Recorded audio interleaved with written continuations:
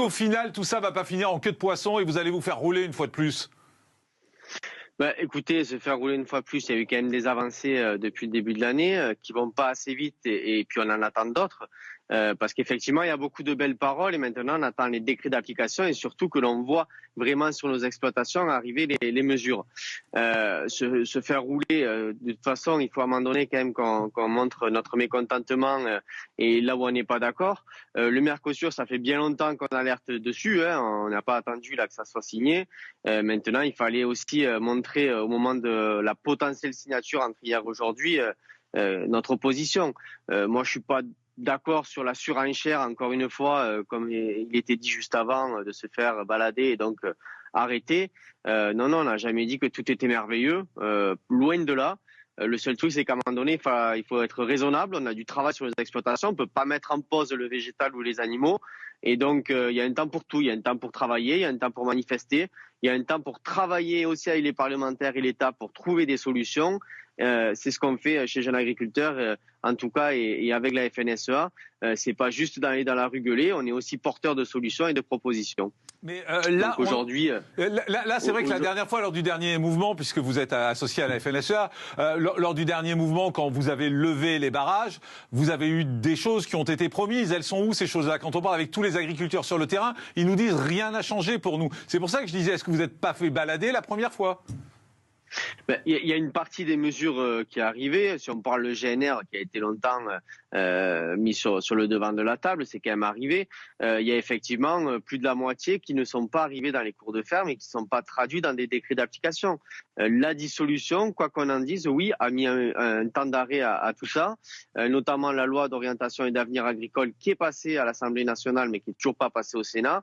Qu'en est-il de cette loi? Du coup, à la rentrée, nous, on a mis une proposition de loi plus globale dessus parce qu'effectivement, le compte n'y est toujours pas.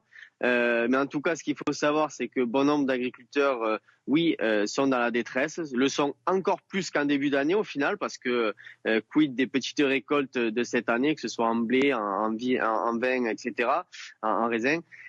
Donc forcément, ça accentue aussi la colère. Et puis, ce qu'on demande depuis toujours, c'est une vision d'avenir de l'agriculture française. Qu'est-ce qu'on veut en France? Est-ce qu'on veut continuer de laver plus blanc que blanc, au final devenir des paysagistes et plus produire notre alimentation? Et donc, pour combler ça, importer des produits de moins bonne qualité à travers des traités de libre-échange comme le Mercosur et des millions de tonnes de viande, de volaille, de sucre, de tout ça qu'on ne veut pas chez nous. Les concitoyens, les consommateurs ne veulent pas qu'on produise de cette manière-là. Donc, on fait au maximum pour être plus vertueux, pour adapter nos pratiques.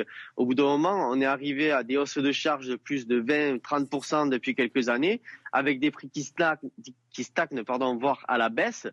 Donc l'effet aussi ciseau, c'est qu'on est pris en étau et qu'on n'a plus de revenus. Et l'essentiel, il est là au final. Pourquoi on est dans la misère, on va dire, et qu'on est dans la colère?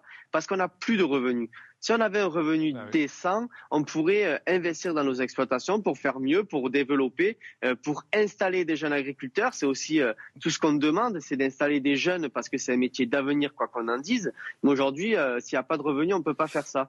Donc, et surtout, au final, le revenu, il dépend de quoi? Il dépend de quelques centimes. Sur une bouteille de vin, on demande entre 15 et 20 centimes de plus sur une bouteille de vin qui aille directement au producteur. C'est que dalle, c'est quelques centimes sur un œuf, c'est quelques centimes sur la viande. Donc pour le consommateur, au final, c'est pas grand-chose. Par contre, est-ce que les négociants, est-ce que les intermédiaires et surtout les grandes surfaces veulent aussi faire l'effort de réduire leurs marges pour mettre réellement l'argent sur les producteurs et pas aussi étrangler les consommateurs parce qu'on sait le pouvoir d'achat, on est tous confrontés à ça. Merci beaucoup Rémi Dumas, président des Jeunes Agriculteurs.